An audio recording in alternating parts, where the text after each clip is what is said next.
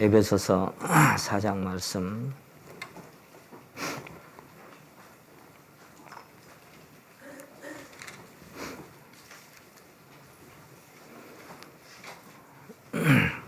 (15절) (16절만) 같이 한번 읽겠습니다. 에베소서 4장 15절 16절 말씀입니다. 시작. 오직 사랑 안에서 참된 것을 하여 범사에 그에게까지 자랄지라. 그는 머리니 곧 그리스도라. 그에게서 온 몸이 각 마디를 통하여 도움을 입음으로 연락하고 상합하여 각 지체의 분량대로 역사하여 그 몸을 자라게 하며 사랑 안에서 스스로 세우느니라. 아멘. 오늘 여기 제목을 생명의 성장이라고 주제를 적었습니다. 이 생명의 성장에 대한 이 말씀이 사실 성경 전체가 이제 거기에 관한 말씀들이지만 오늘 그 골경만 이제 찾아서 말씀을 좀 드릴까 합니다. 사실 얼마 전에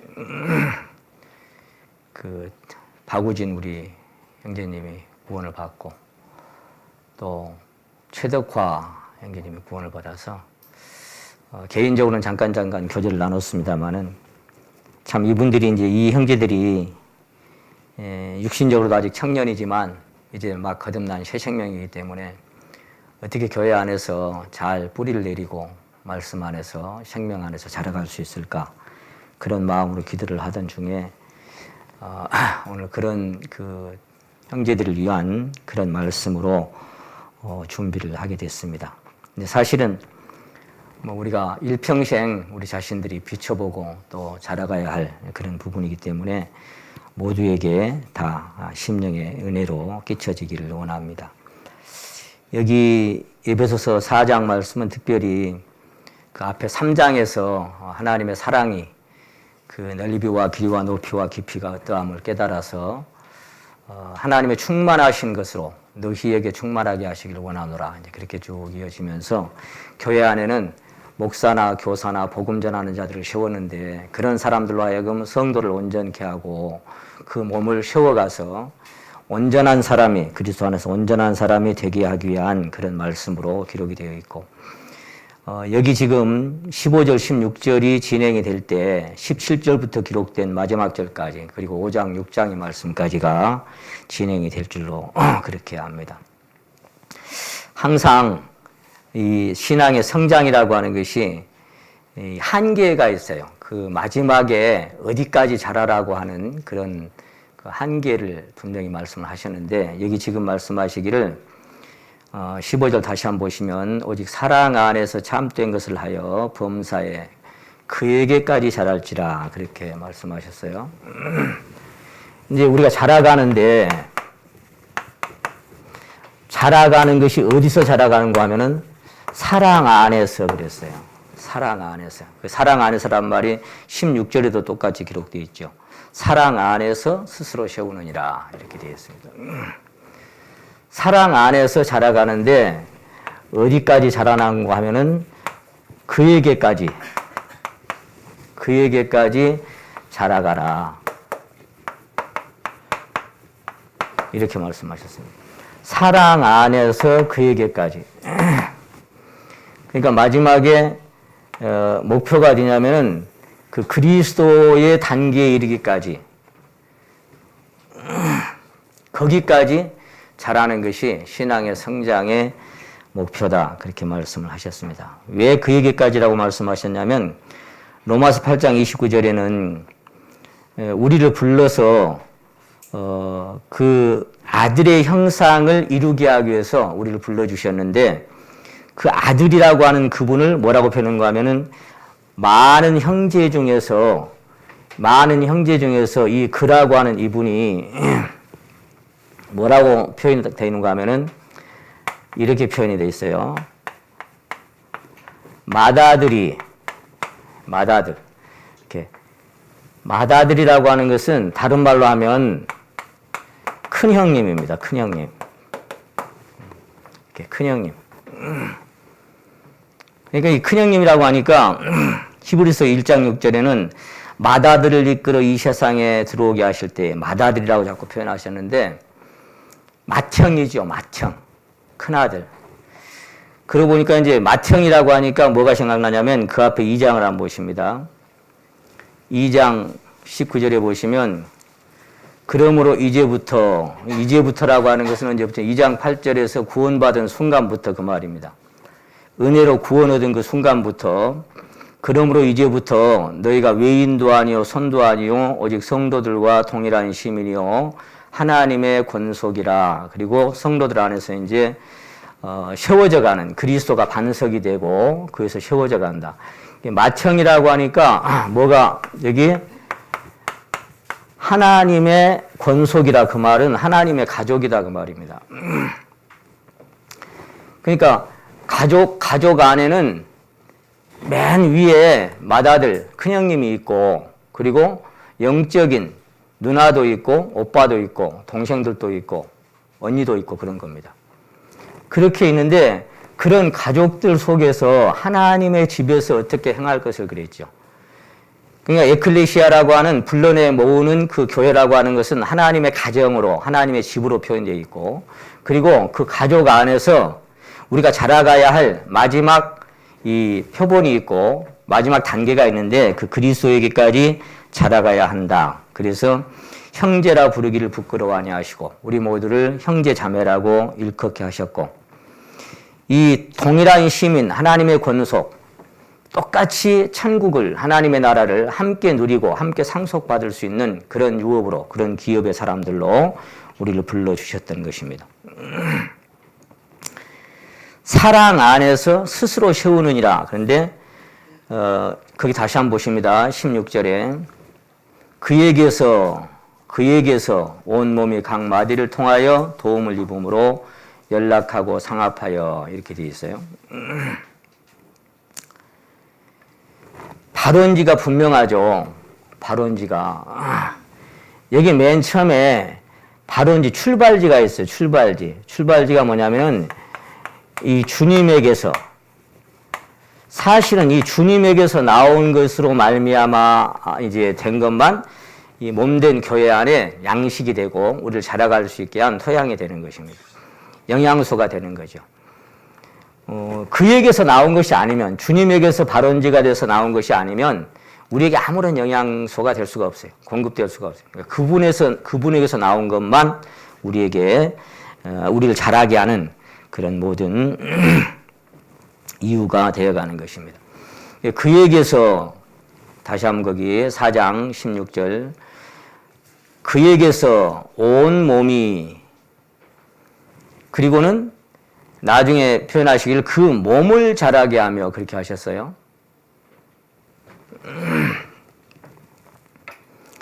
이렇게 우리 몸이 있는데 고린도전서 12장이나 로마서 12장은 그 지체의 역할에 대해서 각각 몸에 필요한 대로 하나님이 지체를 주셨다라고 거기에 두셨다라고 말씀하셨습니다.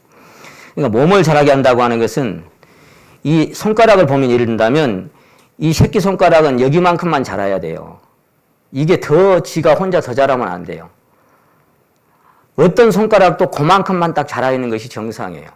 그래서 더 자라거나 덜 자라면 안 돼요. 우린 다 입이 될 수 없고 우리 다 귀가 될 수가 없고 우리는 각 마디와 지체로 거기에 필요한 만큼의 지체들을 두셔서 그만큼의 역할들만큼만 우리가 자라가는 것입니다. 그 누구도 거기서 더 자란다거나 자기 혼자 뭐 많이 자라가지고 자기 혼자 뭘 막 하는 그런 것이 교회가 아니에요. 교회는 하나님이 그 몸을 세워가는 것이고 이 신약 시대가 은혜 시대고 교회 시대잖아요.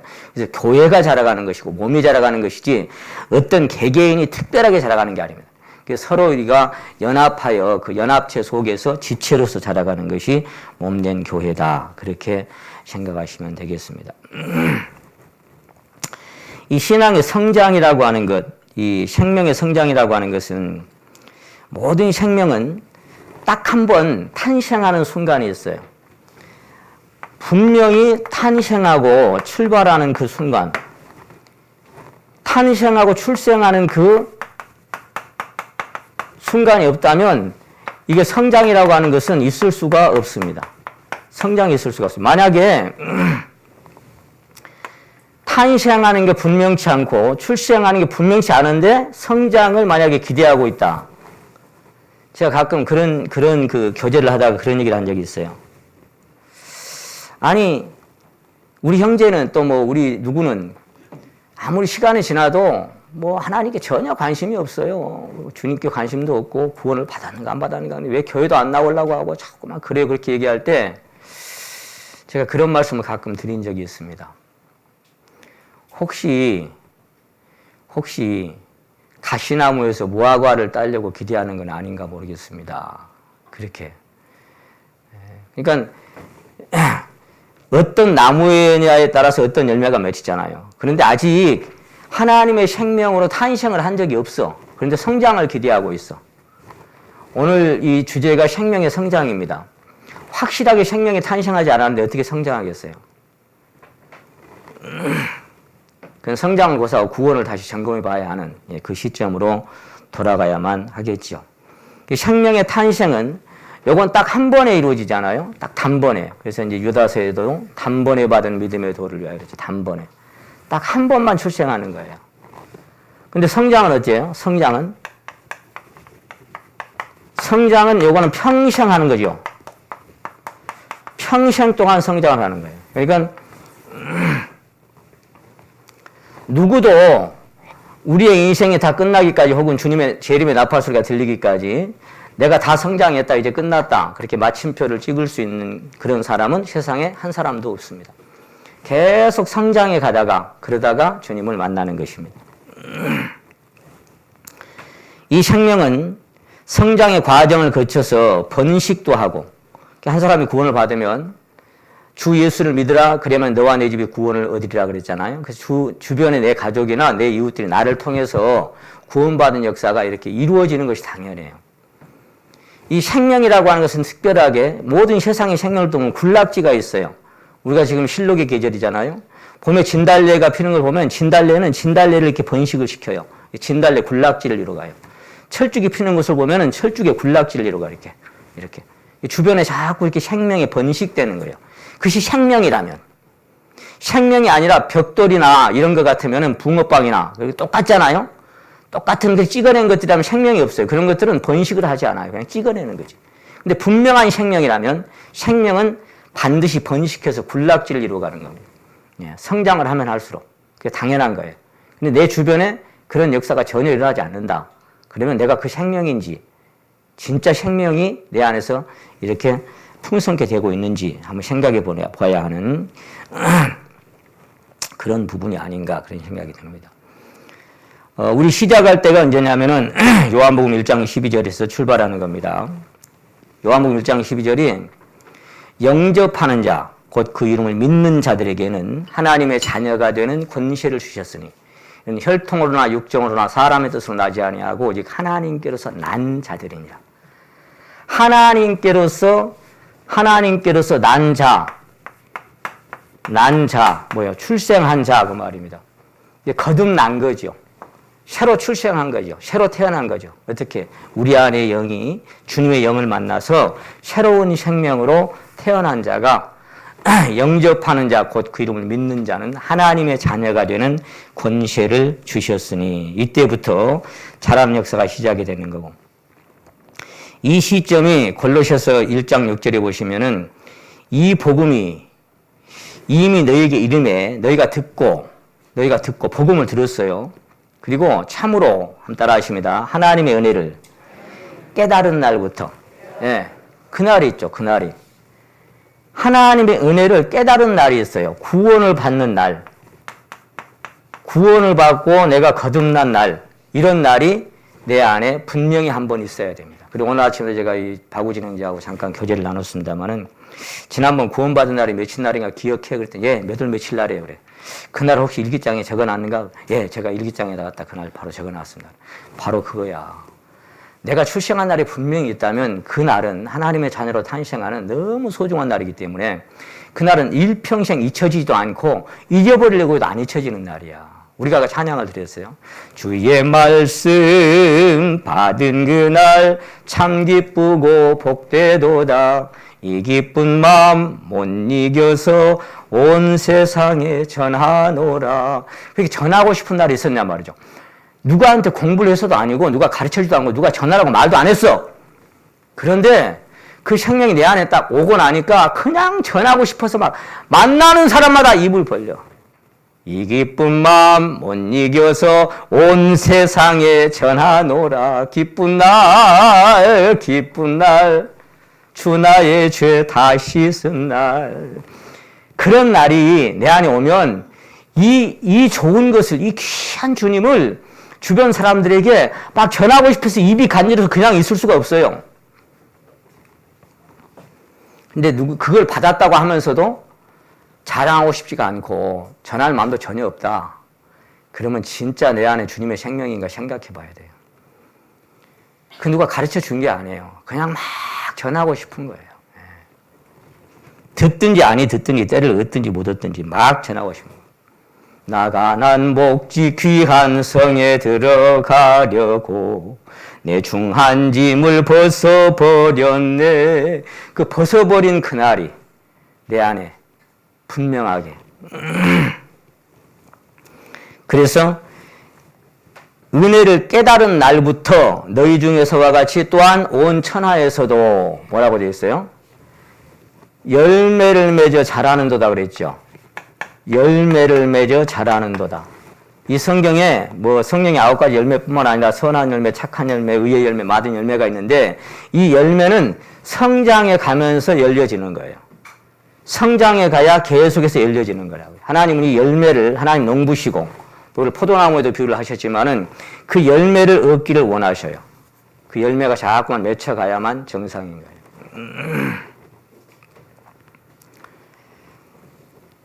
온 천하에서도 열매를 맺어 자라가는 역사. 자, 맨 처음에는 씨앗이 한 톨 딱 심어서 이 열매가 있으려면은 열매가 있기까지는 뭐예요? 열매가 있기까지는 이 씨앗 한 톨이 안에 심겨야 돼요. 이 씨앗이 생명으로 우리 안에 심기고 그리고 그 씨앗이 계속해서 이제 자라가는 겁니다. 이 생명의 씨앗이 심겼다고 하는 것은 그리스도가 내 안에 생명으로 임하시고 주와 합하는 자는 한 영으로 내 영이 주님의 영과 연합된 것을 말씀하셨어요. 그럼 그렇게 연합되는 순간에 너희가 내 안에 내가 너희 안에 있다고 하는 말씀이 이제 우리 안에 실제로 경험되고 이루어지는 순간이 되는데 그래서 요한일서 5장에 보시면 그런 말씀이 있죠. 아들이 있는 자에게는 생명이 있고 아들이 없는 자에게는 생명이 없느니라. 아들이 있냐 없냐 그걸로 생명이 있냐 없냐를 표현하는 겁니다. 로마서 8장에는 누구든지 그리스도의 영이 없으면 그리스도의 사람이 아니다. 이 생명의 영은 그리스도의 영이고 이 생명의 영이 우리 안에 하나의 생명으로 딱 임해서 내 안에 싹이 트고 발아되는 순간에 그리스도의 영이 없으면 그리스도의 사람이 아니다.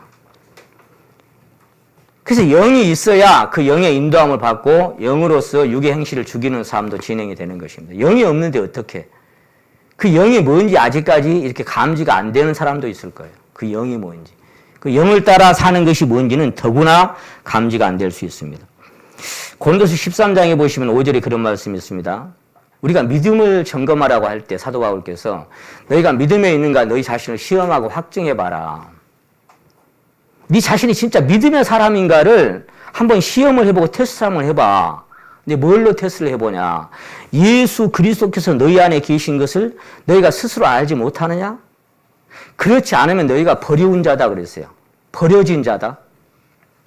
만약에 그리스도께서 생명으로 내 안에 오셨다고 하는 것이 그리스도께서 생명으로 내 안에 오셨다고 하는 것이 만약에 너희가 감지를 할 수 없다면 탈락자다. 그래서 다른 말로 하면 탈락자. 생명이 있는 사람이 아니다 그 말이에요. 너희 안에 그리스도가 정말 계시냐 한번 봐라 그 말이죠. 그 안에 생명으로 오신 분이 진짜 너희 안에 계시느냐 그렇게 점검하라고 했습니다. 그래서 이 생명이 와야만이 그 안에 성장이 있고 자라가는 역사도 있는 것입니다. 그래서 사도 베드로는 각각 예수 그리스도의 이름으로 세례를 받고 죄의 사함을 얻으라. 죄의 사함, 구원, 거듭남 이게 다 이제 똑같은 한 것을 얘기하고 있는데요. 그래서 거듭나고 한 분의 인격과 만나는 그 순간이 복음은 말로만 너에게 이른 것이 아니라 오직 능력과 성령과 큰 확신으로 된 것이다. 거듭난 것은 능력과 성령과 큰 확신으로 내 안에 온 것이 그렇게 희미하게 지나가는 게 아니다. 구원 받았냐? 거듭났냐? 그랬을 때 글쎄 구원 받은 것도 같고 대답을 못해 제대로. 그런 사람 만나면 참 깝깝하죠. 그죠? 대답을 제대로 못해. 성경 뭐라고 말씀하셨냐면 마음으로 믿어 의에 이르고 입으로 시인하여. 왜 자꾸 물어봐요? 왜 아멘으로 화답하라 그래요? 마음으로 믿어 의에 이르고 그 다음에 마음에 믿어진 건 뭐예요? 입으로 시인돼야 돼요. 입으로 시인돼야 돼. 왜? 마음에 가득한 걸 입으로 말하니까.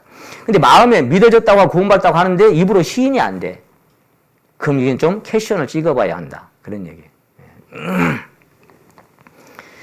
벌써 내가 문 밖에 서서 두드리노니 노크를 하는 주님이 노크를 하는데 그 문을 열고 자기를 이렇게 문 안으로 영접하는 순간에 한 분의 인격이 내 안에 오셨는데 오셨는가 안 오셨는가 내가 잘 모르겠다. 그런 거 있어요? 집안에 다른 분이 손님이 와서 초인종을 누르고 내 집안에 들어오셨어. 근데 집안에 누가 오셨는지 안 오셨는지 난 잘 모르겠다? 그건 아닌 겁니다. 능력과 성령과 큰 확신으로 너희가 시작할 때 분명한 것을 확실한 것을 끝까지 잡으라 그랬지 희미한 것을 잡고 있으라 그 말이 아니에요. 확실한 것을 내 안에 오신 분명한 것을 끝까지 견고히.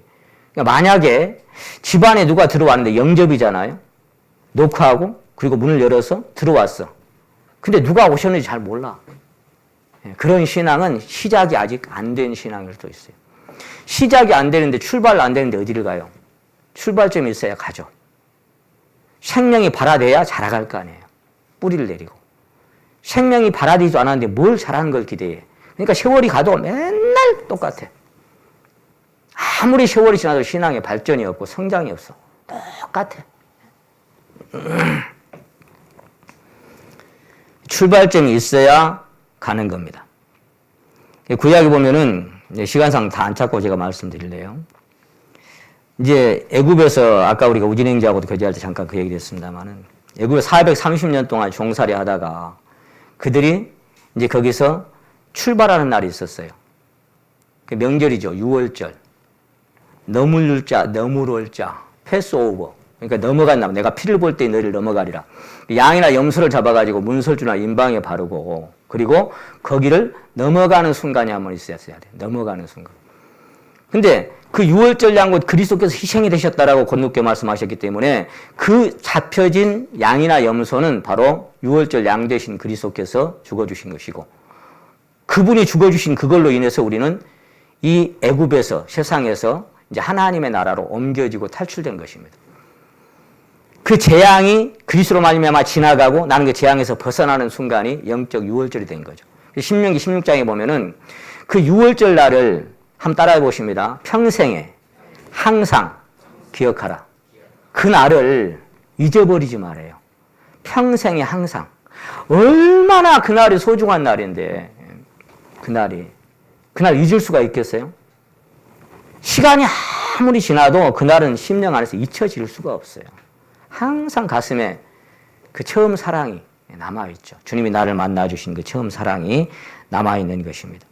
그래서 그 달을 원래 7월인데 니산월, 유대력, 히브리력으로 해가지고 1월로 바꿔놓은 거예요. 그 달로 너희 달의 첫 달을 삼아라. 무슨 얘기냐. 그날이 아니었다면 너희 인생은 의미가 없었다고 말이에요. 내 인생, 아침에 내가 우리 우진행자하고 교제할 때, 그날, 그 구원받은 그날이 우진행자한테 없었다면, 우진행자는 인생 아무 의미가 없어. 사나마나 인생이야. 태어나지 말았어야 될 인생이라. 근데 그날이 있었기 때문에 내 인생이 값지고 소중한, 영원을 보장받은 그런 생명의 날로 내가 거듭난 순간이 됐던 것이죠. 이제 그날부터 시작해서 자라가는데 출생한 날이 있고 이제 성장의 과정이 있는 겁니다. 1년, 2년, 10년, 20년, 세월이 지날수록 성장의 레벨이 달라져 가는 겁니다. 레벨이 달라져 가요. 성도들의 믿음과 생명의 성장도 그 척도가 각각 다 다르게 나타납니다. 각 사람에게 나눠주신 믿음의 분량이라고 되어 있는데 The measure of faith예요. measure가 뭐냐면은 깊이, 폭, 높이의 치수를 얘기하는 거예요. 계량, 척도, 한도를 얘기하는 거예요. 그러니까 깊이나 폭이나 이것이 자꾸만 안에서 변화되고 달라져 가는 걸 얘기해요. 세월이 지나갈수록 자꾸 그것이 달라져 가고 깊어져 가는 겁니다. 그게 뿌리를 내려가는 겁니다. 각 지체의 분량대로 역사에서 우리가 오늘 읽었던 말씀이잖아요. 각 지체의 분량대로 그 사람이 그 지체로서의 역할을 담당하기 합당한 거기까지를 계속해서 하나님이 이끌어가서 자라게 하시는 것이 하나님의 성장시키는 과정입니다. 만약 생명이 아니라면 성장이 없기 때문에 레벨이 있을 수 없어요. 모든 생명이 반드시 레벨의 척도가 있고 더 깊고 덜 깊고가 있어요. 그건 당연한 거죠. 생명이니까. 그래서 신앙에는 형님도 있고 누나도 있고 언니도 있고 오빠도 있는 겁니다. 만일에 생명이 아니라면 영적인 오빠나 언니나 누나나 형님도 없어요. 그리고 그 큰형님 맏형이라고 하는 것도 사실은 이게 무슨 소리인지 알 게 뭐요. 큰형님 맏형. 하나님의 가장 큰 아들이죠. 그러니까 이 아들만큼 자라가라고 성경은 맏아들의 형상으로 그렇게 우리를 불러주셨던 것입니다. 만일에 형님도 없고 언니도 없고 오빠도 없고 스스로 나 혼자 신앙이 성장할 수 있다고 하는 사람들은 착각 속에 살아가는 겁니다. 그런 거는 있을 수가 없어요. 우리가 오늘 읽었던 본문 중에 말씀하신 것처럼 그 몸을 자라게 하고 지체의 분량대로 역사하여 자라게 하는 것이지 그 자기 혼자 막 자라서 뭐 할 것처럼 그렇게 되는 게 아니에요. 교회라는 건 그런 게 아니에요. 그 성경은 갈라디아 6장 3절에 만일 누가 아무것도 되지 못하고 된 줄로 생각하면 스스로 속임이라고 그랬습니다. 아무것도 되지도 못했어. 근데 스스로 된 줄로 생각하고 있어. 착각하고 있어. 내가 어느 단계에 이르는 것처럼 착각하고 있는 신앙. 천만의 말씀이죠. 신앙에 선배도 없고 언니도 오빠나 형님도 누나도 없는 신앙은 스스로 자긍하고 교만하여 배우려는 마음도 배우려는 자세도 하나님을 더 알고 싶은 갈망도 없어요. 신앙 형님도 없어. 자기 위에. 전부 다 자기가 최고라. 자기 신앙이 최고인 줄 생각하는 사람은 영적 형님도 누나도 오빠도 없어요. 그러니까 배우려는 자세가 있겠어요? 뭐가 있겠어요? 배우려는 마음이 있겠어요? 겸손이 있겠어요? 자기가 제일 자긍해. 제일 많이 잘하는 사람 같아. 그래서 다른 사람 맨날 이러고 있어요. 너는 이러고 있어. 그게 무슨 성장이 있겠어요? 무슨 생명이 자라가는 성장이 거기 있겠어요? 자긍하고 있는데. 여러분은 영적 형님이 있습니까? 영적 누나가 있고 오빠도 있고 언니도 있습니까? 그리고 동생들도 있습니까? 그런 것들이 느껴집니까? 생명이라면 레벨이 있어. 그래서 마가복음 4장을 했죠. 처음에는 씨앗이요. 그리고 싹이요. 그 다음에 이삭이요. 이삭의 충실한 열매고 그 다음에 낯을 댄다. 단계가 있다 그 말이죠. 처음에 심겨진 씨앗이 그리고 뿌리를 내리고 뿌리가 하나 내려갈 때가 있고 2개, 3개 내려갈 때가 있겠죠. 자꾸만 내려가서 내려갈수록 자꾸 자라겠죠. 자꾸 자라면 이제 바람에 계속 불어와도 든든하게 뿌리를 내려가는 그런 신앙으로 성장해 가겠죠. 그래서 신앙에 선배도 없고 언니도 오빠나 형님도 누나도 없는 신앙. 자기 혼자 그냥 잘할 수 있는 것처럼 그렇게 착각하는 신앙은 그야말로 착각 속에 살아가는 것입니다. 이런 신앙에는 참으로 위험천만한 스스로 섰다고 생각하는 사람, 한심한 사람이죠. 스스로 섰다고 생각해. 어느 단계에 자기가 그냥 이르렀다고 착각하는 신앙 속에 살아갈 수가 있습니다. 성경은 피차 가르치고 피차 권면하고 서로 종노릇하고 서로 불쌍히 여기고 서로 존경하고 이게 무슨 얘기예요? 서로가 있는 거예요. 서로. 신앙이 성장하기 위해서는 이 생명의 영 안에서 너희를 불러 우리 주 예수 그리스도로 더불어 교제케 하시는 하나님은 미쁘시도다. 이 안에서 서로가 있는 거예요. 서로. 여기 서로 이것이 상호 간에 그렇게 피차 나눠지는 것들이 있고 교통이 있고 그런 가운데 신앙은 성장하는 것입니다. 그래서 피차 가르치고 피차 권면하고 서로 종노릇하고 서로 불쌍히 여기고 서로 존경하고 서로 사랑하고 자꾸 서로가 있어. 서로. 그렇게 피차로 나눠지면서 몸된 교회가 자라가는 거예요. 형제 자매가 아니면 나는 아무것도 아니고 내가 아니면 형제 자매도 의미가 없는 거예요. 서로 연결되었을 때 그렇게 자라가는 거예요. 연결되었을 때. 근데 어째요? 두세 사람이 내 이름으로 모이는 그곳이는 그랬죠. 근데 두세 사람이 모이는 거하고 10사람이 모이는 거하고 100사람이 모이는 거하고 그 지체 안에서 자라가는 역사가 다르고 맡겨지는 지체의 역할도 다를 수밖에 없어요. 그래서 벼가 익으면 고개가 숙여진다는 말이 있는 것처럼 이 땅에 종의 형체를 입으시고 섬기는 자로 사셨던 그리스도의 생명으로 사는 자는 다른 사람을 자기보다 낫게 여길 수밖에 없습니다. 다른 사람을 자기보다 낫게 여긴다고 하는 것은 내 자신이 어떠한 사람인가가 하나님의 빛 앞에 계속 드러나면 드러날수록 나는 정말 형편없는 아무것도 아닌 인생인 것이 발견이 되고 형제 자매가 나보다 낫게 여겨져요. 낫게 여겨지면 어째요? 존경하라고 안 가르쳐도 존경이 가요. 내가 위에 있으면 어째요? 존경하라고 아무리 말을 존경요? 아이고 내 믿음이 최고인데 무슨 누구를 존경해 존경하기는. 다 평가하고 판단하고 사는 거죠. 그래서 저는 그런 얘기를 합니다. 우리가 어떤 이 성경에 무슨 뭐 공부를 한다거나 어떤 이렇게 해서 마스터를 하나 하잖아요. 그래서 신학이나 뭘 마스터를 해요. 마스터를 하고 나면은요. 그 사람 마스터하기 전에 순수한 상태로 절대로 못 돌아간다 그래요. 그걸 마스터해버리고 나면 그것을 마스터하지 않은 사람은 다 자기 알로 보여. 그 이전 상태로 못 돌아가요. 그게 참 그게 위험한 거예요.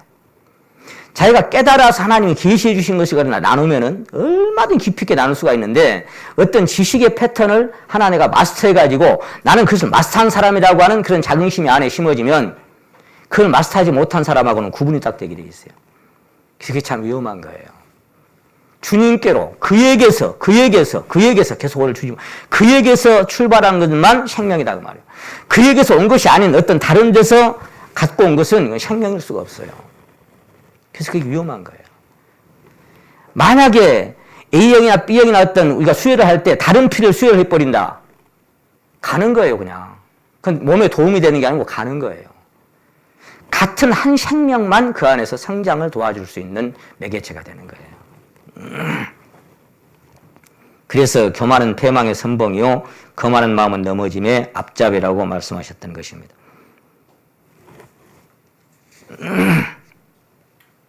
우리는 그리스도의 동생들이고 우리 안에 형님도 있고 누나도 있고 언니도 있고 오빠도 있습니다. 생명이기 때문에 레벨이 있는 겁니다. 그리스도의 심장이 우리 안에 뛰고 있다면 그리스도의 심장이 뛰고 있는 사람을 사도 바울은 내가 그리스도의 심장으로 너희 무리를 얼마나 사모하는지 이렇게 얘기했어요. 내가 사랑하는 게 아니고 그리스도의 심장은 뭐예요? 사랑의 심장이에요. 그래서 이 심장이 하트로 이렇게 표현이 되잖아요. 하트로. 내가 그리스도의 심장으로 그 말은 사랑으로 그 말이에요. 너희 무리를 어떻게 사모하는지. 내가 사랑하는 게 아니고 내 안에 뛰고 있는 그리스도의 생명이 너희 무리를 사모하게 만든다 그 말이에요. 그 사랑만이 사람을 사랑할 수 있지. 그 사랑이 아니면 어떤 사람도 사람을 사랑할 수 없습니다. 그래서 그리스도의 심장으로 행하는 아비 되고 음이 된 지체들도 있고 그 밑에 동생들도 있는 겁니다. 우리 신앙의 성장의 최종 단계는 그와 같이 되는 것인데 맏형처럼 되는 거예요. 맏형처럼. 큰형님처럼. 그래서 맏아들의 형상을 본받게 하기 위해서. 모두가 다. 너희 속에 그리스도의 형상이 이루어지기까지 내가 다시 너희를 해산하는 수고를 한다. 그 말은 갈라디아 교회가 실컷 구원은 받았는데 따로 놀아. 따로. 그러니까 그 안에 그리스도의 형상이 이루어진 적이 없어. 아무리 노크를 해봐도. 그러니까 너희 속에 그리스도의 형상이 이루어지기까지 내가 다시 수고를 해야 되겠다. 복음 전하는 수고보다 더하는 해산하는 수고까지 해야 되겠다. 왜? 맨날 봐도 그 안에 그리스도의 형상이 발견이 안 돼. 구원은 받긴 받았는데 항상 거기 머물러 있어요. 더 이상 잘하는 성장의 역사가 없는 거예요. 찾아볼 수가 없어. 그 내가 정말 수고해야 되겠다. 애써야 되겠다. 그 말이에요. 그래서 오늘 말씀에 사랑 안에서 참된 것을 하여 범사에 그에게까지 자랄지라. 범사에 모든 삶 속에 그분처럼 만약 우리 안에 영적 형님도 없고 누나도 없고 오빠도 없다면 우리는 그저 오합지졸이다 그렇게 생각합니다. 교회 안에 선배도 없고 오빠도 없고 형님도 없고 언니도 없어. 오합지졸이야. 전부 다 똑같아. 벽돌처럼 다 찍어낸 것처럼 다 똑같습니까? 다 똑같으면 그건 생명이 아니에요. 생명은 반드시 레벨이 있는 거예요. 반드시 더 잘하고 덜 잘하고가 있는 거예요. 뿌리가 더 깊어지고 덜 깊어지고가 있는 거예요.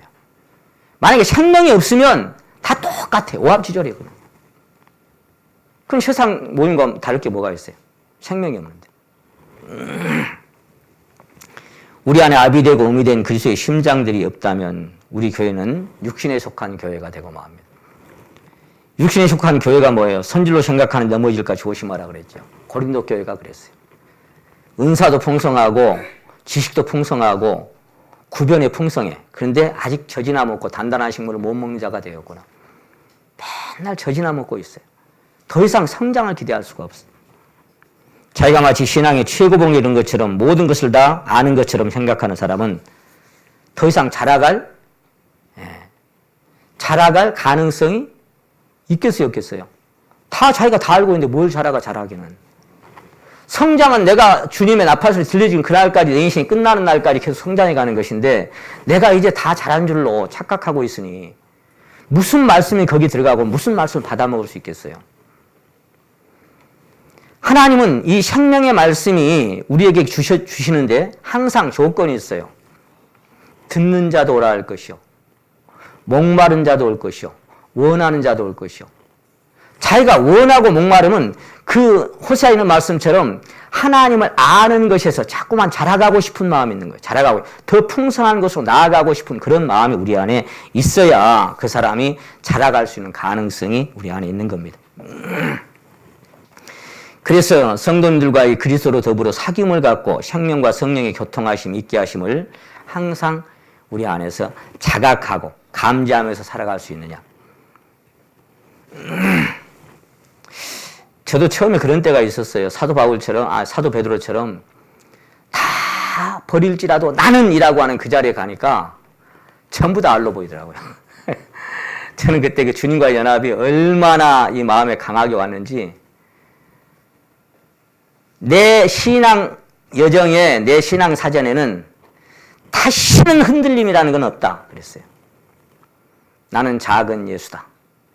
나는 앞으로 살아가는 동안 죄도 유혹도 어떤 세상 바람에도 흔들리거나 요동하지 않는다. 그런 단계에 저도 가본 적이 있어요. 그런 단계에 가니까 모든 성도들이 나보다 낫게 얘기해주는 게 아니고 아이고 저걸 어쩌나 그런 생각이 다 드는 거예요. 근데 나중에 보니까 사도 바울이 고린도 교회는 고린도 교회에 합당한 교제를 했고 빌립보 교회는 빌립보 교회에 합당한 교제를 했어요. 그러니까 그 사람에게 합당한 교제를 해주면 되는 거예요. 어디까지 이르렀든지.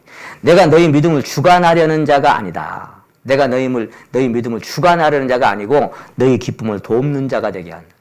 한참 지나고 나니까 사도 베드로처럼 새벽닭 소리 어둠 속에 통곡하는 순간이 오더라고요.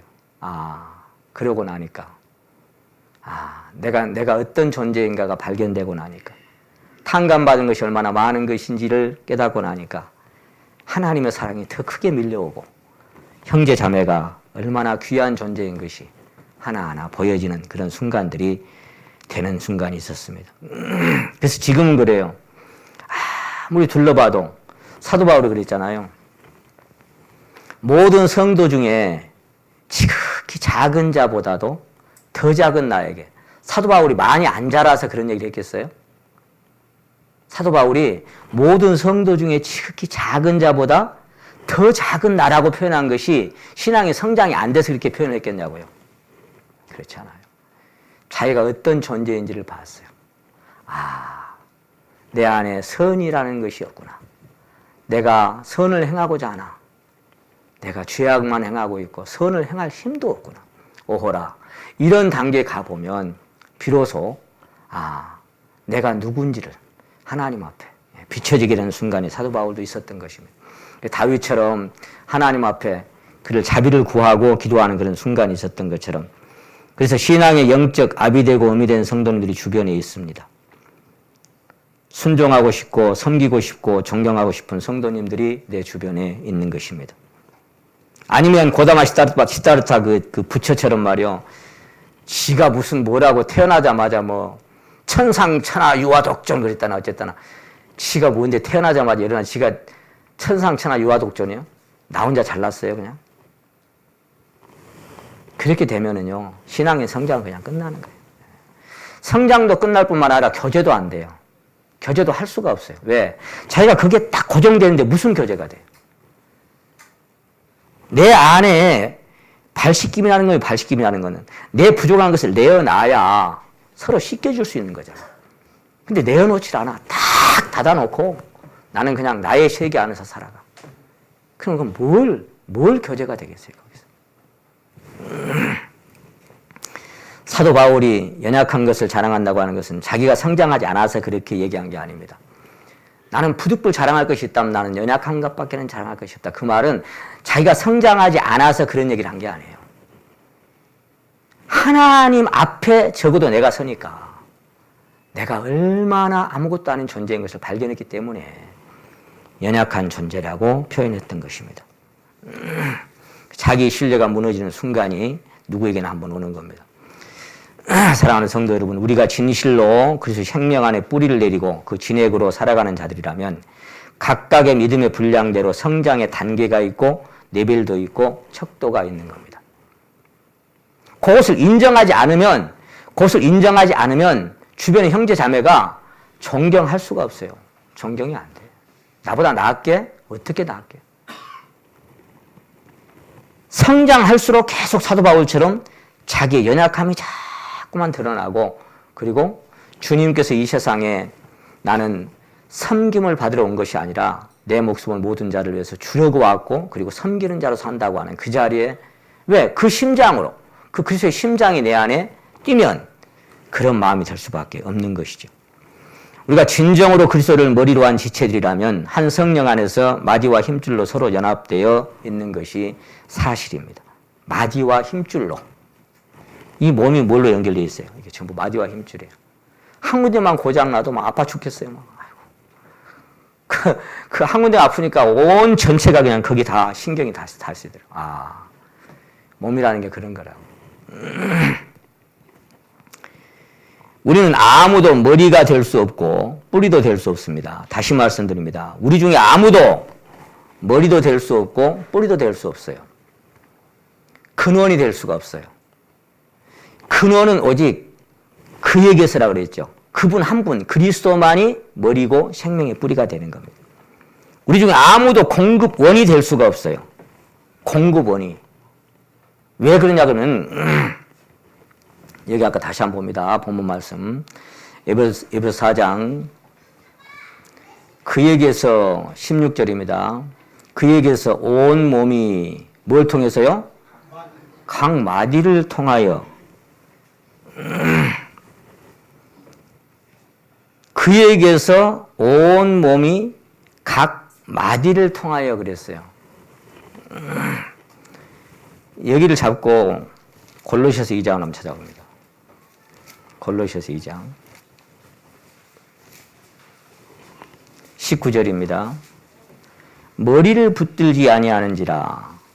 그러니까 거기서 근원이 되는 것을 붙들지를 못한다 그 말이죠. 온 몸이, 아까도 온 몸이라고 에베소서 말씀하셨고 여기도 온 몸이 머리로 말미암아, 아까 에베소서는 그에게서라고 되어 있죠. 머리로 말미암아 마디와 힘줄로 공급함을 얻고 연합하여 하나님의 자라게 하심으로 자라느니라. 자, 아까 여기는 에베소서 이 4장 16절에는 뭐라고 말씀하셨냐면은 여기서 마디와 그 아까 골로새서는 힘줄, 이거를 통해서 공급함을 얻고 또 아까 여기는 도움을 얻고 그랬죠. 도움을 얻고. 그러니까 이 마디와 힘줄을 통해서 공급함을 얻고 도움을 입을 때 여기서 뭐가 와요? 성장의 과정이 이루어진다 그 말이에요. 그러니까 뭘 자라게 한다? 그 몸이 성장한다. 몸이 성장하는 거지 한 사람이 막 이렇게 성장해서 그 사람이 특출난 사람이 되는 게 아니다 그 말이에요. 하나님은 그 몸을 온전한 사람으로 이루어서 그리스도의 신부로 한 사람을 완성시켜가는 것이 교회의 역사인 것입니다. 도움을 입음으로, 공급함을 입음으로 각각 한 토막이요 한 마디죠. 각각 한 토막이요 한 마디예요. 공급원이 아니고 우리는 옆에 있는 형제 자매가 내게 생명을 공급하고 서로 이렇게 흘러서 교통할 수 있는 그런 마디와 힘줄로 연결이 되어 있어요. 보이지 않지만 영적으로 우리가 이렇게 연결된 사람들이다 그 말이에요. 그래서 우리의 사귐은 아버지와 그 아들 예수 그리스도와 함께하는 사귐이고 예수 그리스도로 더불어 교제케 하는, 우리 안에 그리스도가 빠져버린 거 뭐예요? 오합지졸이죠. 아무것도 아니죠. 우리 안에 그리스도가 빠져버린다면 왜 모여요 여기? 그리스도가 우리 안에 생명으로 서로 연결되어 있는 그런 어떤 매개체가 되기 때문에 우리가 함께 교제하고 자라가는 거예요. 그래서 온 몸이 각 마디와 힘줄로 그러니까 각각 이 각 마디와 힘줄이 내 옆에 내게 공급할 수 있고 나도 그에게 공급을 줄 수 있고. 그런데 어때요? 이 가지로 본다면 좀 덜 자라고 더 자라고가 뭐예요? 주님께 가까이 붙어있는 뿌리 쪽에 가까운 데 있는 것이 공급원이 더 되겠죠. 맨 마지막 가지는 어때요? 이제 구원받은 우리 형제들은 어때요? 지금 마지막에 붙어있는 가지예요. 그러니까 어때? 여러분을 통해서 그 마디에게 각 마디와 힘줄로 공급함이 계속 되겠죠. 이렇게 흘러가서 거기서 영적으로 공급이 되면 자라갈 수 있는 성장의 과정이 이루어지겠죠. 근데 이제 그 뒤에 또 다른 사람이 구원을 받으면 또 하나 붙겠죠, 가지가. 그럼 거기 또 공급원이 되겠죠, 그 형제가, 그 자매가. 계속해서 그렇게 흘러가서 공급되는 그 역할을 나라고 하는 마디를 통해서, 힘줄을 통해서, 우리가 몸을 비유할 때 그런 얘기 자주 하죠. 고무줄로 여기를 한 10분만 묶어봐라. 이렇게 꽉꽉 묶어놓으면 어때요? 또 그런 비유도 하죠. 손가락이 아주 예뻐. 매니큐어도 칠하고 아주 예쁜데 한 토막만 잘라가지고 사라 위에 올려놔봐라. 좀 징그러운 얘기지만 참 아름답겠다. 참 예쁘겠다. 예쁘겠습니까? 아이고, 무서운 거죠. 무서운 거예요. 여러분, 우리가 각 지체의 분량대로 하는 게 뭐예요? 새끼손가락은 별거 아닌 거 보이지만은 그건 고만하게 딱 거기에 있어야 돼요. 우리 안에 모든 장기들도 마찬가지예요. 숨어있고 보이지 않지만 그 역할을 다 해주기 때문에 이 몸이 이렇게 유기적으로 움직이는 거예요. 그런 것처럼 우리 안에는 드러나지 않지만 자기 역할을 지체로서 그 분량을 담당하고 있는 사람도 있기 때문에 교회가 진행이 되는 거예요. 아무리 아름답고 예뻐도 어떤 한 토막은 아무것도 아닌 거예요. 그냥 막혀버렸다. 그럼 뭘 하겠어요, 거기서? 흐름이 없다면. 그래서 여러분, 에베소서 5장에 보시게 되면은 그렇게 말씀하셨습니다. 성령의 거기 찾아보십니다. 그 옆에 5장 18절. 술 취하지 말라. 이는 방탕한 것이니 오직 성령의 충만을 받으라. 그래놓고 19절이 나와요. 같이 한번 읽어봅시다. 시작. 시와 찬미와 신령한 노래들로 서로 화답하며 너희의 마음으로 주께 노래하며 찬양하며 범사의 우리 주 예수 그리스도의 이름으로 항상 아버지 하나님께 감사하며 그리스도를 경외함으로 피차 복종하라. 자, 술하고 성령하고 같이 이렇게 똑같은 레벨로 말씀을 하신 거예요. 술 취하면 자기 힘이 아닌 것처럼 성령에 취해도 자기 힘이 아니죠. 근데 성령의 충만을 받으라 그래 놓고 그 다음에 나온 말씀이 바로 뭐가 있어요? 성령의 충만을 받으면 그 다음에 나오는 게 뭐예요? 시와 찬미와 신령한 노래들로 그 다음에 뭐가 나왔어요? 서로가 나왔어. 서로 화답을 해요. 서로 화답하고 서로 교제하고 서로 나누고 서로 소통하고 서로 그렇게 사귐이 진행이 되는 거예요. 이게 서로가. 안에서 그분의 생명이, 제가 그런 말씀 자주 드립니다. 지난주에 제가 성남교회 가는데요. 성남교회 가가지고 이 주보를 딱 들어서 읽는데 어디서 많이 내가 생각하고 듣던 얘기가 쓰여 있는 거예요. 뭐라고 쓰여 있냐면은 그래서 마리아가 빨리 일어나서 시골로 갔어요. 시골로 가서 누구 만나러 갔어요? 엘리사벳 만나러 갔어요. 엘리사벳을 왜 만나러 갔어요? 엘리사벳도 자기 안에 똑같은 생명이 있기 때문에 만나러 간 거죠. 그래서 둘이 만나자마자 마리아가 문안을 하니까 그 안에 그 엘리사벳 안에 있는 셰리 요한이죠. 그 생명이 기뻐서 막 뛰놀았어요. 왜냐하면 같은 생명을 같이 가졌거든요. 그래서 거기서 얼마나 같이 있었어요? 3개월이나 같이 있었어요. 3개월 동안 무슨 얘기 했겠어요? 그 안에는 애기 얘기했어요. 그 생명 얘기, 안에 잉태된. 뭐 세상 얘기 했겠어요? 그 안에 잉태된 그 생명 얘기를 3개월 동안이나 나눴어요. 그리고 쭉 있다가 갈릴리 사람들에서 발췌. 그래서 내가, 나는 선구성제가 쓴 줄 알았더니 그 서울에서 설교한 설교 내용을 이 갈릴리 사람들이 발췌해서 올려놨잖아요. 그거를 받아서 기록한 거예요. 그래, 어디서 많이, 다음 주에 계속. 그래서 내가, 야, 이것도 괜찮은 내용이네. 그렇게 읽었어요. 제가 그 얘기 많이 드렸죠. 마리아와 엘리사벳이 빨리 만나고 싶은 거예요. 왜? 그 안에 생명 때문에. 다윗과 요나단이 왜 여인의 사랑보다 뜨겁게 사랑했어요? 둘이 식사 같이 해서? 둘이 어디 같이 가서 뭐 게임 하나 했어요? 등산 갔어요? 그런 거 한 번도 안 했어. 근데 만나자마자 서로 마음이 연락돼갖고 여인의 사랑보다 뜨겁게 사랑하게 됐어. 그건 뭐요? 아까 엘리사벳하고 마리아처럼 그 안에 있는 생명이 같이 동의했던 거예요. 그것이 진정한 생명의 교통하시고 성령의 충만을 받으라. 그리고 시와 찬미와 신령한 노래들로 서로 요게 있어야 우리 빌레몬서 한번 찾아요. 여기 자꾸 빌레몬서. 이 교제가 뭘 갖다 주냐면요. 빌레몬서는 1장밖에 없죠.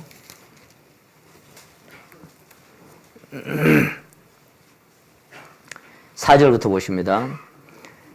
내가 항상 내 하나님께 감사하고 기도할 때에 너를 말함은 주 예수와 및 모든 성도에 대한 네 사랑과 믿음이 있음을 들음이니. 자, 6절 한번 같이 한번 읽겠습니다. 시작. 이로써 내 믿음의 교제가 우리 가운데 있는 선을 알게 하고 그리스도께 미치도록 역사하느니라. 참 이게 기가 막힌 말씀이에요. 네 믿음의 교제가 뭘 갖다 주냐면은 우리 안에 있는 선, 그게 뭐예요? 그리스도. 그 그리스도의 하나님에 대해서 더 알아지게 만든단 말이죠. 그 교제가. 그리고 결과적으로 뭐예요? 그리스도께 미치도록, 그 말이 다른 말로 하면 그리스도께 다다르도록 그 말이에요. 그리스도께 가도록, 그리스도께 가까워지도록, 그리스도에게까지 성장할 수 있도록 그런 얘기예요.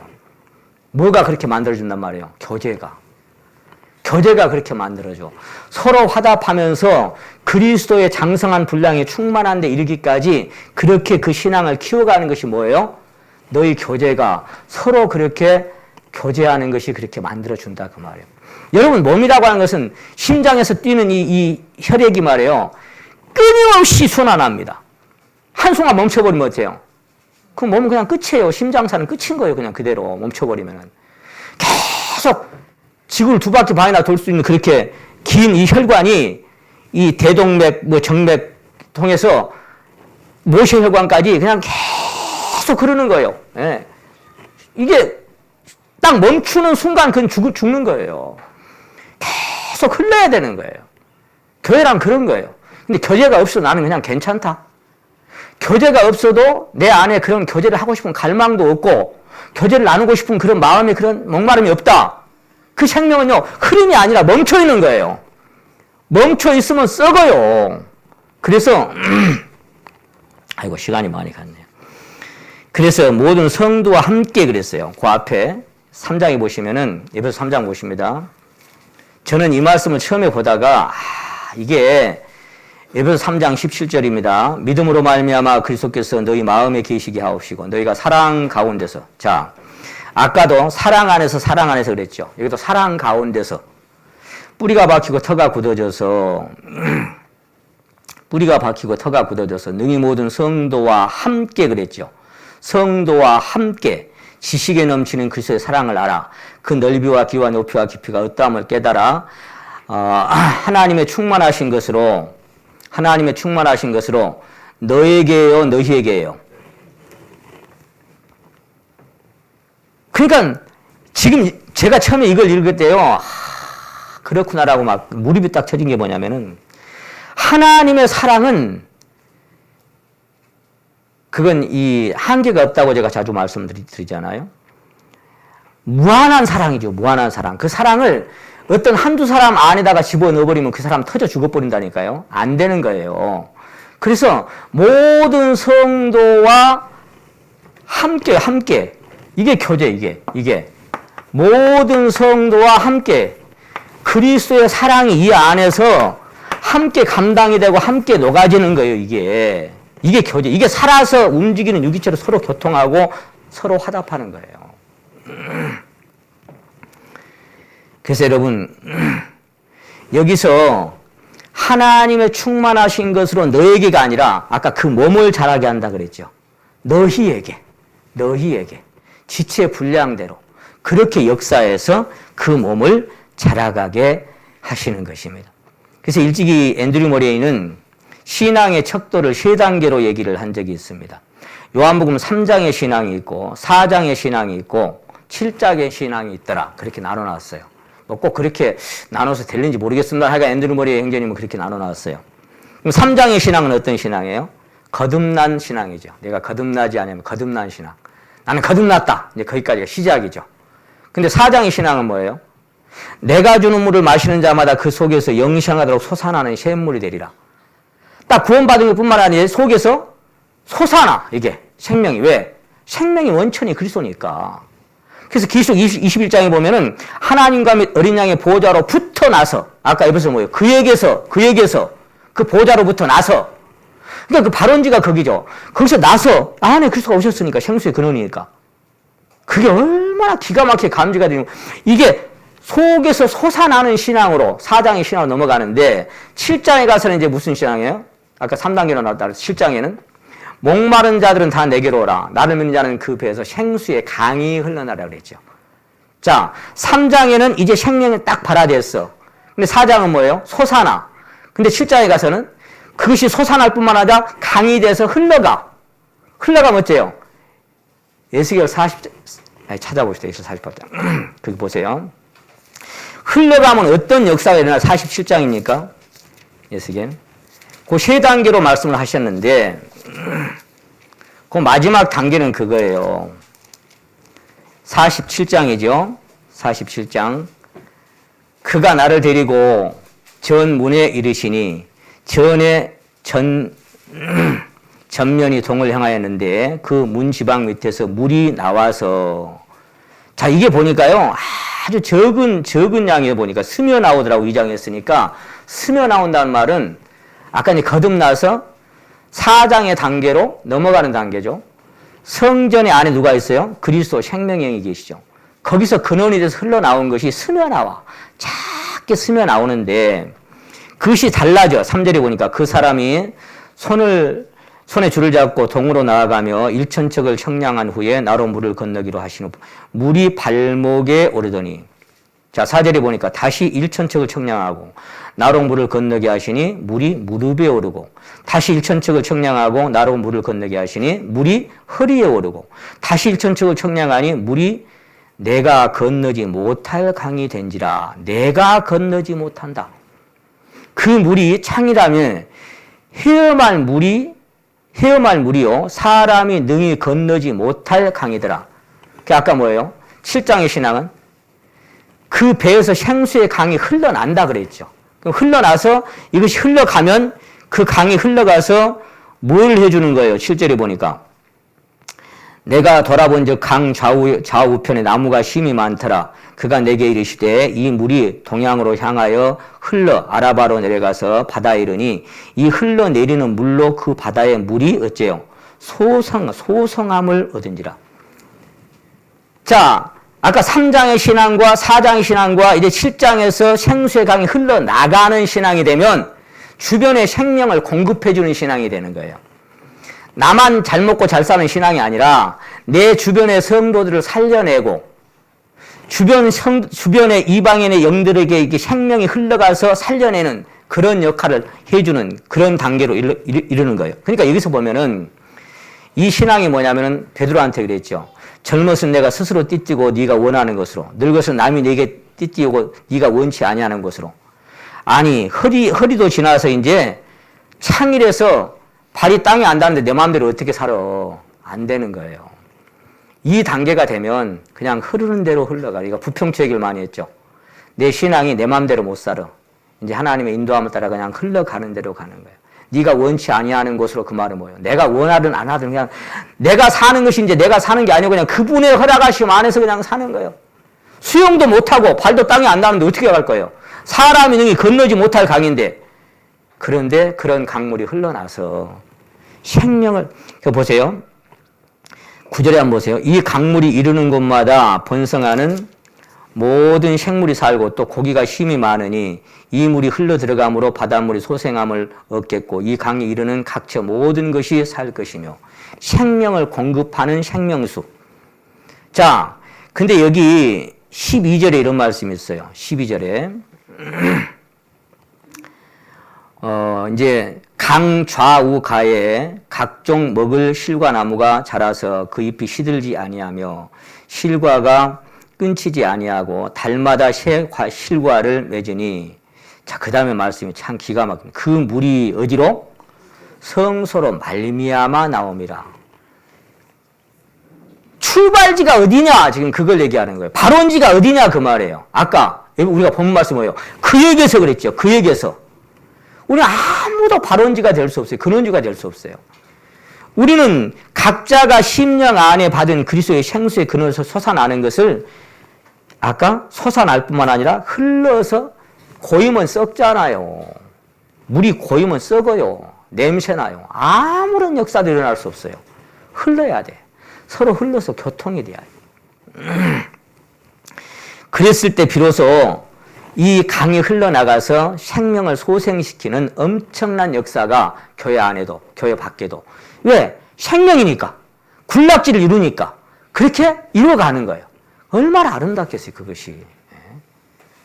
어떤 생명인가는 그 생명이 역사하는 걸 보면 압니다. 그래서 발목에 이르고 허리에 이르고 그리고 그 이상 깊어져서 온전히 그분에게 맡겨버리면 아까 어때요? 그 사랑의 넓이와 길이와 높이와 깊이가 어떠함을 깨달아 하나님의 충만하신 것으로 너희에게 충만하게 한다고 하는 그런 역사가 교회 안에 나타날 때 이 풍성한 역사가 나타나는 거예요. 절대로 한두 사람 가지고 그렇게 일어나는 게 아닙니다. 그래서 내가 어렸을 때는 말하는 것이 어린아이와 같고 깨닫는 것이 어린아이와 같고 생각하는 것이 어린아이와 같다가 장성한 사람이 되어서는 어린아이의 일을 버렸노라. 그렇게 사도 바울이 자백합니다. 그 어린아이를 버렸다고 했는데 여전히 사도 바울은 내가 부득불 자랑할진대 나는 나의 연약함 밖에는 자랑할 것이 없다. 그렇게 자랑한 거예요. 가면 갈수록 내 자신의 연약함이 계속 드러나는 것이 보이는 것이고 그 안에서만 주님은 더 역사할 수밖에 없도록 되는 것이죠. 신앙의 성장은 자기 안에 그리스도가 증가하는 것입니다. 엄밀히 따지면 주님께서 오신 목적이 양으로 생명을 얻게 하고 더 풍성히 얻게 하려 한다고 말씀하셨죠. 그게 주님이 오신 요한복음 10장 10절의 말씀이에요. 생명을 얻는 자는 그 생명이 더 풍성케 되는 것을 경험할 수 있어야 하는 것이 당연한 것입니다. 자, 다시 말하면 성경 지식이 증가하고 봉사와 열심히 증가하고 규례가 증가하고 규정을 더 잘 지키는 것이 성장이 아닙니다. 그런 것은 생명이 없는 교회들도 얼마든지 잘해요. 습관적으로 얼마든지 잘해. 생명이 없어도 큰 교회도 이룰 수 있고 많은 사람도 이룰 수 있어요. 성경 지식이 증가하거나 봉사나 열심히 증가하거나 규례나 규정을 더 잘 지키는 그런 것들이 증가하는 것이 생명의 성장이 아니라고요. 생명의 성장은 이 안에 그리스도가 증가하는 거예요. 그리스도의 생명이 증가하는 거예요. 연습하면 잘하는 거 말고 내 안에 생명이 증가하는 거. 그래서 성장의 핵심은 그 사람 안에 그리스도의 생명이 확장되고 증가하는 것인데 내 안에 그리스도가 증가되기 위해서는 내 자신이 감소되어야 되겠죠. 내가 쉬어야 할 때 그리스도께서 흥하게 되고 내가 죽을 때 그리스도께서 사시니까 내 안에 그리스도의 생명이 50이면 나머지 50은 내 자신이고 그리스도가 70이면 내가 30이 되는 것입니다. 그럴 때 비로소 내가 사는 것이 아니오 내 안에 그리스도가 산다라고 하는 이 성장의 과정을 경험하는 단계로 나아갈 수가 있겠죠. 자기 목숨을 잃은 자는 했기 때문에 얼마나 이뤄지냐가 그리스도가 내 안에 차지하는 관건이 될 수밖에 없는 것이겠죠. 그래서 그렇게 하기 위해서 이제 성경도 보고 말씀을 뭐 다 들으려니까 시간이 너무 많이 갔습니다. 어쨌거나 또 나중에 또 더 이어서 말씀드리기로 하고 이렇게 성장을 하는 것은 이 사실은 그래요. 위로부터 온 그 생명이 있을 때 초대교회는 신학성경이 없었다고 그랬죠. 구약 성경 두루마리 성경도 돈 많은 사람이나 몇 사람 갖고 있었지 성경이 없었어요. 근데 신약 성경 한 권도 없었는데 그들에게는 지금 우리가 나누고 우리가 경험하는 하나님의 생명과 사랑은 거기에 비하면 글쎄요. 몇 분의 1이나 될까요? 위로부터 다락방에 능력이 임해버리니까 신약 성경 한 권도 없었는데도 그들은 그 생명과 사랑에 충만해져서 아무것도 자기 것을 자기 것이라 아니하려 다 내어놓고 나눠 살았죠. 그건 무슨 능력이에요, 그게? 그게 우리 안에 역사하는 이 생명의 성령으로 말미암아 이런 역사인 거예요. 그리고 그들이 했던 건 뭐예요? 날마다 마음을 같이하여 서로 교제, 그도 서로가 나오죠. 그들이 했던 게 뭐예요? 날마다 우리 뭐 수요일 날, 뭐 일요일 날. 근데 수요일 날 제가 설교를 안 하다가 이렇게 이제 하기 시작했잖아요. 우리 이제 정론 전사도 이제 안산으로 가시고 설교자가 이제 우리 또 이근재 전사님도 이제 좀 쉬게 되고 하니까 점점 적어지잖아요. 근데 수요일 날 이렇게 딱 앞에 서서 이렇게 보면은 좀 마음이 싸할 때가 있어요. 무슨 생각이 드냐면 지금까지 수요일 날 설교하셨던 우리 전도사님들이 참 고생하셨구나. 그 생각이 드는 거예요. 무슨 얘기예요? 그 없는 시간 쪼개서 준비하고 떨리는 심정으로 해갖고 수요일 와서 딱 섰어. 여기 몇 사람 너무 그 전도사들의 마음 이해가 되는 거예요. 그동안 너무 고생들 하셨구나. 내가 수요 설교 안 할 때는 그런 건 잘 몰랐어요. 딱 수요일 서보니까 참 그동안 진짜 고생들 하셨다. 그렇게 시간 쪼개서 준비하고 와 섰는데 마음이 참 허전할 때가 많으셨겠다. 그런 생각이 드는 거예요. 그들은 초대교회 때 성경이 없었는데도 날마다 마음을 같이하여 서로 교제했어요. 날마다. 우리 아마 날마다 모이라면 몰라. 우리 이제 전도집회 다가옵니다만은 전도집회 10월 달에 다가옵니다만은 지금부터 마음이 좀 그래요. 저녁마다 일주일간을 또 얼마나 오실까. 시골 교회는 좀 다르죠. 서울은 그런 생각이 드는 거예요. 그래서 여러분 우리가 마음이 있는 곳에 몸도 가는 겁니다. 마음이 있는 곳에. 한 몸에 두 지게 못 져요. 내가 집에 있으면 여기 내가 없는 거예요. 내가 여기 있으면 다른 곳이 내가 없어요. 우선순위를 어디다 두고 사는가는 참 너무너무 중요한 겁니다. 그래서 평생에 자기 옆에 두고 읽어서 우리 이제 얼마나 좋은 시대예요. 이 뭐 완전히 이제 완성된 성경이 우리 앞에 있잖아요. 평생에 자기 옆에 두고 읽어서 그 여호와 경외하기를 배우라 그랬잖아요. 그러면 그 마음이 형제에 교만해지지 않는다 그래요. 근데 그 말씀에 창념치 아니하면 그 마음이 교만해지죠. 양쪽이 하나죠. 말씀은 자기를 비추는 겁니다. 자기를 이렇게 비춰지는 것이 하나님 말씀입니다. 남을 가르치자고 있는 게 아니고. 그러다 보면 비춰지는 것이 내 안에 계시가 되고 내 자신을 보게 되면 그것을 이렇게 다시 이렇게 쏟아내는 것이 주님께로부터 받은 것이 그것이 말씀이고 교제가 되는 것입니다. 그래서 어쨌거나 오늘 이 본문 말씀 보고 마치겠습니다. 에베소서